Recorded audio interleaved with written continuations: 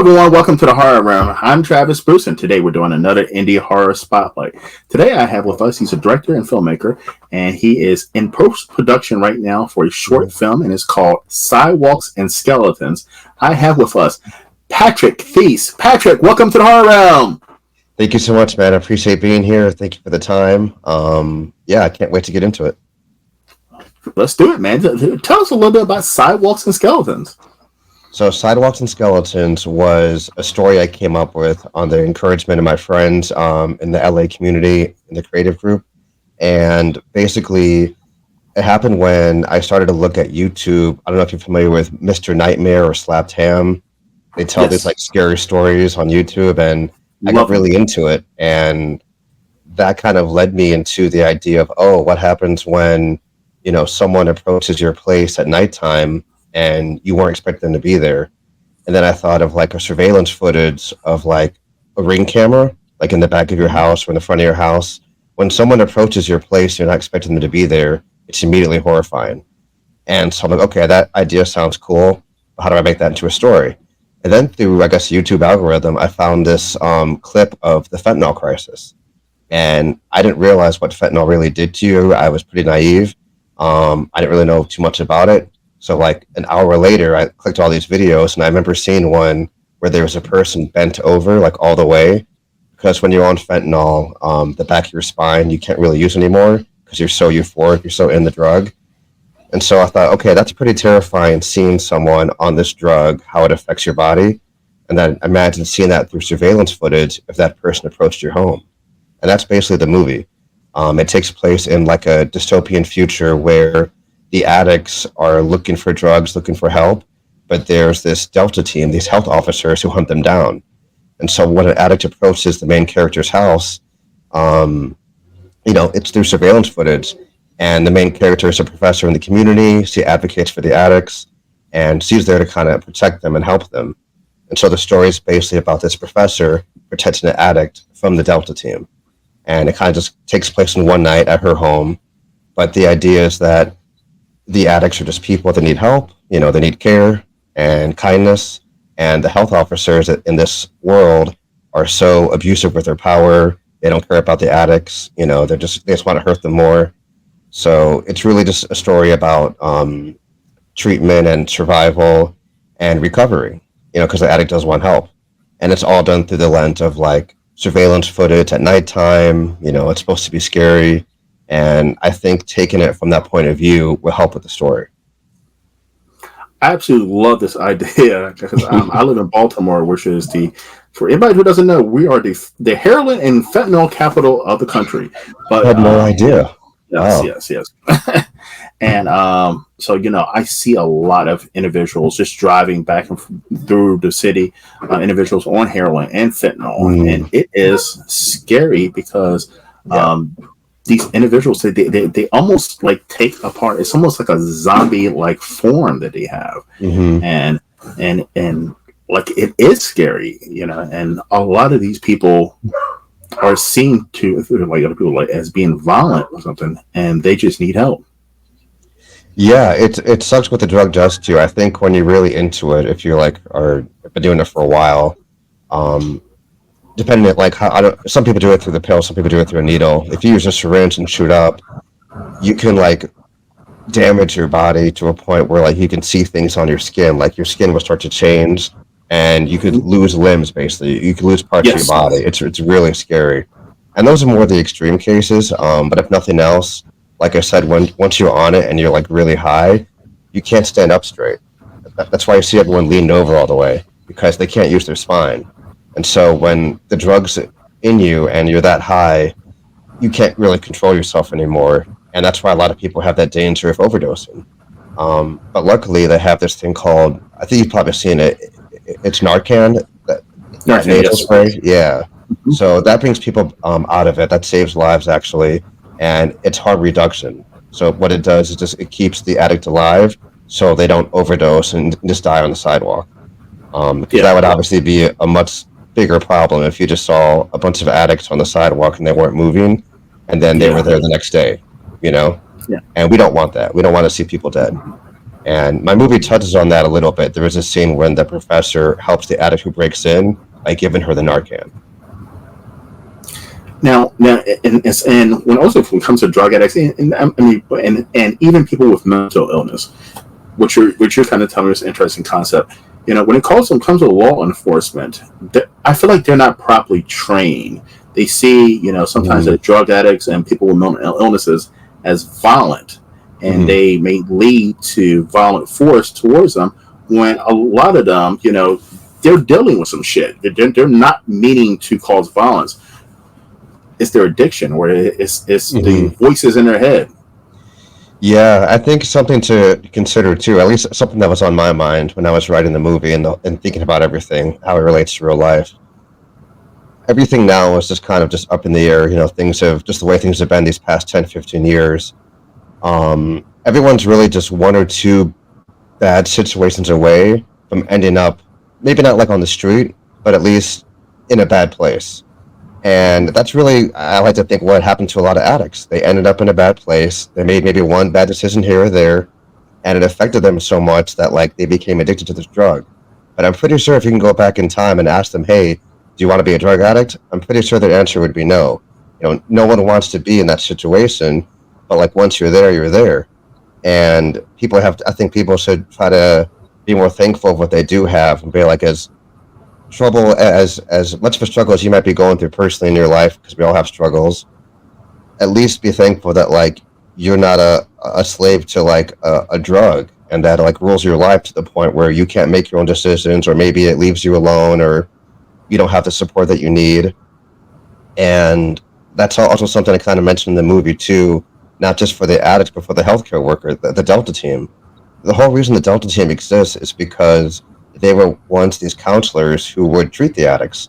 But I think when you don't have self care, if you don't have the ability to like really take time for yourself as you do in that kind of work, because it's hard work, you could easily become like, maybe not like on an addict level, but when you're in that atmosphere all day for work, it wouldn't be that hard to like become affected by it. And then it's like, well, you're trying to help someone, but you're not really helping yourself, which means you're hurting yourself. And that could lead you into resentment or just feeling jaded, maybe, and maybe even hateful. And so we don't want that either. So I think it's important to help the people who are suffering from the addiction as well as the folks who are trying to help them. I think both sides need help. I totally agree. I totally agree. Now, what? I know you were saying that you got some inspiration from this film Mhm. from watching the YouTube channels and from your Yeah, friends. yeah. Now, how much research did you do into fentanyl, or did you just hit Um, kind of look like the surfaces on it? the first thing I did was just look on YouTube and read a bunch of news articles. I did reach out to a couple counselors, and they were actually both surprised, and they kind of helped me too, because they said the Delta team, the way I thought of them, it's a very real thing. Uh, what I was just talking about, how like if the counselors don't have assistance in their day to day, it's not that far fetched to think they could become jaded, they could become angry, they could look at addicts in a negative way, even though they don't really mean to. If they don't have self care, if they don't have the proper training and take a break for themselves, they could become the worst version of themselves. And obviously, we don't want that. And I thought that was really telling because, when you're like a social worker or a healthcare worker, it's a lot to ask of one person. And I got to think they're mostly overwhelmed already. They already don't have that high of a budget to do their job. And, the Delta team, the way they came to be, they were always going to have like, I guess, a jaded past when it came to the addicts, just the day to day work. And so when I talked to the counselors, they would say, yeah, that's very true. The hours are long. The people we see are obviously very, they're suffering all the time. And so if we don't take the time for ourselves, then yeah, sometimes people just leave or they become addicted to their own version, whatever it is that they're into. Maybe it's alcohol, maybe it's pills. So hearing that from the counselors themselves, I'm like, okay, got it. I'm kind of on the right track. This is something that is an issue, and we need to talk about it. So that was good talking to them, at least getting their initial feedback. Now, this is a short film. Yes. How many minutes are you planning Um, on? it's right now the rough cut is like at 11 minutes, so I'll probably keep it around there. We did have to cut one major scene that I like doing because I'm also a drone operator, and I was Like, flying a drone for part of the film. And there was a really cool scene we had in the driveway where there was some other addicts on the sidewalk who were being apprehended by the Delta team. But unfortunately, just the way it turned out, it was going to be too long, a little bit too complicated, so I had to cut that scene. But yeah, 11 minutes is where we're at right now. I think that's a good spot to be in. If I can get it down to 10, that's great, but I don't want to force it. I don't want to take too much away from the story and make it confusing. But so far, so good. so I can imagine, as you know, making a short film. It has to. Mhm. Somebody said the struggle of I have to compound all of this story Yeah. into a short time frame and give the Mhm. audience that beginning, middle, and end. It must be tough. It was a challenge. I haven't done this since college, and that was a long, long time ago. But it was nice coming together with the people I found in both Los Angeles and Orange County. I had a great crew of like friends and just new people I met along the way, and everyone kind of had their area of expertise. And as the director and writer, it's my job to tell them what to do. But even I was learning as well too, so I would always ask them questions like, "Hey, is this how it normally goes? How best can I help you with your job?" And so there was a lot of planning and pre-production just to get into it, which is really helpful for me because I had in-person castings, we had table reads, we went through all the motions, and by the time we got to set, I felt pretty good about everything. It was just a matter of like not being too overwhelmed, keeping everyone on track. But I looked around and I found that a lot of people were just like having a good time. They were enjoying their time on set, and that made me feel good. I'm like, if nothing else, everyone else is doing good. I'm managing. We got this. And so it was a 2 day shoot in Orange County at my friend's house. I was very thankful to have a house as opposed to like an apartment or having rent out like a space I didn't know about. And so that was really helpful to me as well. And yeah, everyone just really came together when I needed them to, and that was really beneficial. And they made my job easier, so it was helpful all around. And right now, you're in post production and you're actually Mhm. doing a crowdfunding. By the way, in the link, definitely support For sure. the Yeah. crowdfunding for Sidewalks and Skeletons.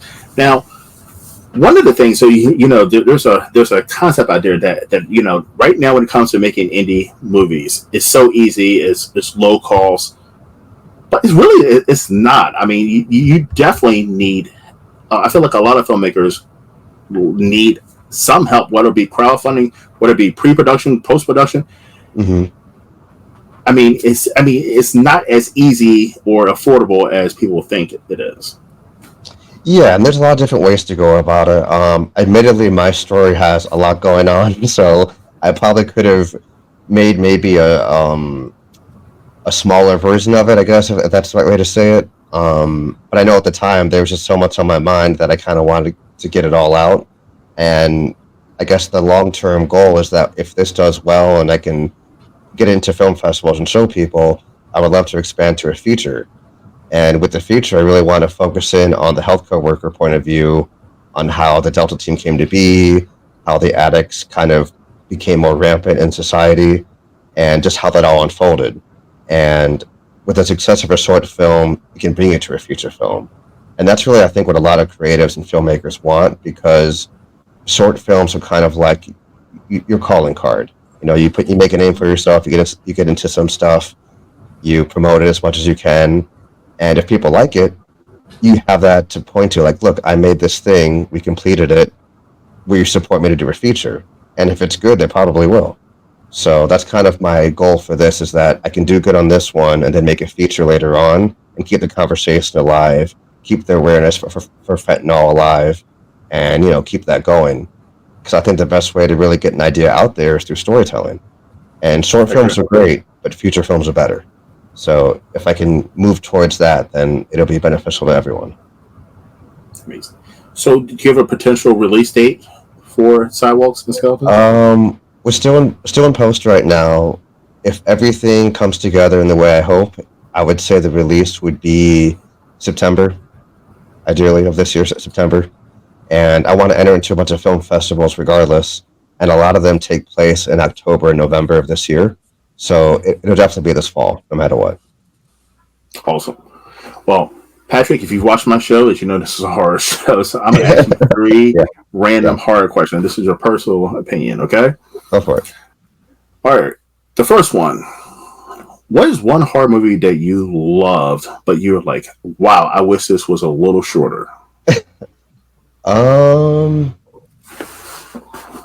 Probably It from Stephen King. Okay. I can see that. Yeah. Because it's a great film. It makes me scary, but it was a very long film, and it was even a longer book. Um, I can't remember the last time I watched it, but I just remember it was really, really long to get through. And crazy enough, I actually appreciated the first half a lot more than the second half. I thought it was more engaging when they were little kids, and I'm like, Hmm. okay, I see where you're going with this. And then Tim Curry, just being Tim Curry, that was something else entirely. And I did enjoy it. It was just a bit long. So yeah, It for me. What is one horror series that you feel is overrated? Ooh, good Or question. franchises, is it? Um, Overrated. I can't. Well, I don't know if it's overrated or not, but nothing. It's something I really never got into was Friday the 13th. I never really got into that whole. Um, I don't know why. It just wasn't really for me. But overrated. Let me think. By the way, I'm going to agree with you with that. If you watch my channel, I appreciate Jason. He's an iconic Yeah, horror character. I, but I'm not a huge Friday the 13th fan. yeah. Like, there's a couple movies in it that I do like. Hmm. There's only two or three out of the what 12, but There's just so many. There's just so many. there's so many, and it's the same story over and over again Yeah. with just different faces, and it's like Hmm. it's just I don't know. I just feel like it doesn't have any creativity once you start getting into the later ones. Yeah, and then horror, I feel like as a whole has evolved over time. Like back in the day, it was like slashers and very gory, very messy, um, which I guess was good for the time. But I think now people are more drawn to like a psychological horror. Like I saw Long Legs recently with Nick Cage, and that was really good. I enjoyed it, and it kind of reminded me of Silence of the Lambs. And while that That's what I wasn't like a hear. straight horror, I mean, it had a horror element that terrified me. And I think when you can get into people's like minds and scare them from like maybe not knowing something or not being familiar with something, that's almost more terrifying than somebody with a knife, coming at you. That being said, everyone has different like tastes, so I get that as well. I don't know. Did you ever see the movie called Skin and Marink? It came out like a year or two ago. Yes, I actually interviewed Jamie Hill, the actress who played the mother in that movie. Oh, Yes, yes. so that was the one movie, I tell everyone this, that was the one movie I saw in theaters where a grown man, not a kid, not a girl, not to, a grown man screamed towards the end. And moments later, he tried to laugh it off. It's like, dude, we all heard you. Like, what's funny too is like, it was a packed theater. Like, we all heard you. We get it's scary. Don't try to laugh it off, bro. I mean, it's a scary movie. You're supposed to be afraid. And I've never experienced that in a movie theater before, at least not from like a grown man. I've never heard like a Hmm. grown man scream out of fear. So that told me Skinnamarink did something different that maybe other films weren't able to do in that way. And the only other time I experienced that was when I went to go see a play. It's my first play I've seen since ever, I guess. It was a ghost story, 222, from like 2 3 years ago, and it came to LA and I saw it just at random. I think I just had some free tickets or someone got me a ticket. And I just remember this guy next to me was like screaming and yelling the entire time. And I'm like, if this is how a scary play makes you feel, and then I had experience with the movie theater with Skin Inc., I'm like, there's something to be said about this, the way people are making horror films now. It's not like so different, but it's different enough. And if it can get the reaction from the audience in that way, then that's valuable. That's something to look into. Yeah. Because I mean, Blair Witch is one of my favorite Hmm. horror movies. I would put it in my top 20, and Hmm. and there's and it was eerie. I remember watching that in high school, almost high school, and I'm on VHS by myself and in the middle of the night, and we remember that movie scared the shit out of me. And there was nothing gory in it. There was no monster. You didn't see nothing. It was just, there was something about that final scene when the guy was standing in the fucking corner. It just bothered me. Yeah, I felt the same way. Whenever you see just a person like standing still or like in a familiar place but doing something very unfamiliar, that's enough, and I feel like that's the beauty of horror. Like, a lot of it just comes from not knowing.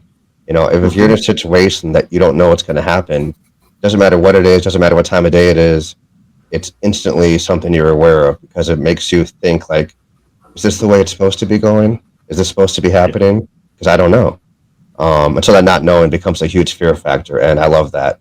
And I really want to have that be a factor in my movie as well, to where when you see someone through surveillance footage and they're at your front door, what do? They're already at your home. There's nowhere else you can run to. I'm not answering the door. That's why I'm going. But exactly. Everybody who knows me know I have a rule. Like, I don't answer the door for unannounced people. Like it could be a relative. You have to call me and say, "Hey, I'm coming over," especially at a certain time of night. I just don't answer my door unless I see on a ring doorbell you're wearing a firefighter or a police officer uniform, right? And I need to see a fire truck and a police car out front for me to answer. Like, I'm never going to be the one of the people that Michael Myers gets in a movie. They just answer the door because somebody's knocking 3 times, Yeah. Like, I'm trying to go back to the YouTube stuff from Mr. Nightmare and like Slap Tam and stuff.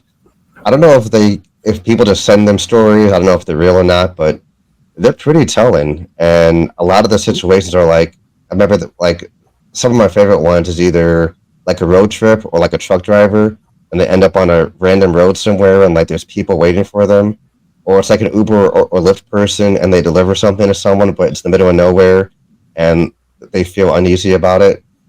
Or maybe it's someone using a dating app and they like respond to some like random person and they go meet them at midnight. I'm like, you guys didn't see this coming along the way? There were no red flags?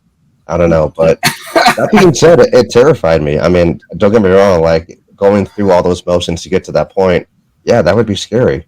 To find yourself in that unfamiliar place, that's enough. Because so, like, my day job, I'm a mortician, and which is creepy enough, but like, I used to work at a cemetery. It was a cemetery and funeral home, right? And the groundskeeper, he was a young guy, and he lived in the house in the middle of this big creepy cemetery, and like, but why though? Because it was free. But listen, free rent. Okay. I kind of see that. Cable, still, like, no, it was kind of weird. But like, I would ask him all the time. I'm like, "Do you have like food delivered to your house in the middle of the night?" He was like, "Yeah, all the time," and this and that. And I'm like, if I got to a cemetery in the middle of the night and somebody is leading me through a cemetery in the middle of the night to deliver food, I'm not going. I'm just like, okay, you're gonna have to meet me at the front gate or in the parking lot, something like. And like, I was like, even like bringing a woman back to the middle of a cemetery. This is where I live. Would be awkward. I'm pretty sure she's not going. She's going to think you're going to murder her or something. Unless she's already into that type of thing, in which case, I guess good for you. If you found someone down for that, you never know. That's true. You never know. Yeah. All right. Let's shoot into the final question. Mm-hmm. Are you tired of... Okay, let me rephrase this question. Okay. Why do you think when it comes to horror right now, we're seeing like you bring up Long Legs, seeing some fresh ideas, but we're also seeing a lot of the same fucking reboot, predictable horror movies, whether it comes to big budget and indie. Mm-hmm. I get that people like them, but why do you think we're seeing less and less fresh ideas? I think in general, studios are afraid to take that risk on like a new crazy idea. It'll come down to the independent filmmaker if they're able to distribute their own ideas in that way. But I mean, as a whole, the industry is kind of just more scarce than it ever used to be. Whereas back in the day, like in the 80s or 90s, you could send a script to like a random studio or agent or whoever, and they would actually read it and maybe give you a shot. That's not going to happen today. It just isn't. So unless you have the infrastructure, unless you have the money, unless you have the people to back you, you're not going to be able to get those individual ideas, because to really get it out there so we can all see it takes that typical model from Hollywood or Netflix or whatever to get it out there. And so you're just not going to be exposed to it all. That being said, I think if you do want to find that, it is out there. You just have to go to film festivals. So if you find film festivals that cater to that kind of, storytelling, you'll probably find some pretty cool stuff. If not that, there's always YouTube, Vimeo. There's stuff you can find online, of course. But you're right. As a whole, as far as like going to a movie theater, you're probably not going to see too many original ideas, just because the studios don't want to take a risk. They want to be sure that, oh, if we promote this thing or it actually happens, it will make money. That being said, I do think that the most recent films that I've seen in horror have been maybe not completely original, but they don't seem too like formulaic. One of my favorite ones from this year was Late Night with the Devil. I don't know if you saw that one. Great. No, I haven't seen it yet, but I heard it's great. It was one of the strongest. To be honest, I think it's my favorite one of the year so far. And that one, for anyone who doesn't know, it's basically just about this TV show called The Night Owls, and the host on there interviews this girl who I think is possessed by Satan or whatever, and her psychiatrist is there. And basically, you see this possession take place on live air, on live TV, and the host tries to manage it.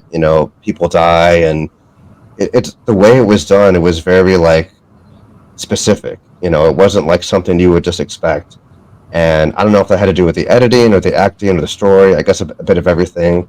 But to me, it was really enjoyable. It was just like, okay, you're on live TV and someone's possessed. Let's go. That sounds cool. Yeah. To me, that sounds like a fresh idea. And I think Skinamarink was kind of a fresh idea too, and that was only a couple years old. I mean, Skinamarink was just a movie that made you feel on edge. I mean, there really wasn't too much plot. It was just these kids in a house, and there was a ghost hunting them. But the fact that it was like always at nighttime, and they were clearly in the house for like a super long time without their parents, and the ghost was like torturing them, but there wasn't so much blood, and there wasn't like a guy in a mask chasing them. That kind of spoke to me. That made me feel on edge the entire time. And I think if a movie can take you to a place that you're not used to going, in a situation where characters aren't normally in, then that's something to look into. It's something to consider. I agree, and I know there's not that many fresh ideas at it, but there's still some, and like I always appreciate when I hear and see some, like for instance, Sidewalks and Skeletons. All right, Patrick, where can everyone find you, my friend? All over social media. On Instagram, it's Sidewalks and Skeletons .film. On Facebook, it's the Sidewalks and Skeletons short film. And then for me, it's PJ. Then there's an underscore LA on Instagram. And I'll send you all this as well, so you have it. But yeah, I'm all over the place. Yeah. Patrick, this was fun, man. Listen, I can't wait to, when Sidewalks and Skeletons get up, please send me a screener over. I will love to check out. Thank you so much, man. I appreciate the opportunity. It's no problem. Listen, anytime. Everybody, thank you for coming to the Horror Room. I'm Travis Bruce, and that is Patrick Thies. We'll see you next time. Take care. Thank you.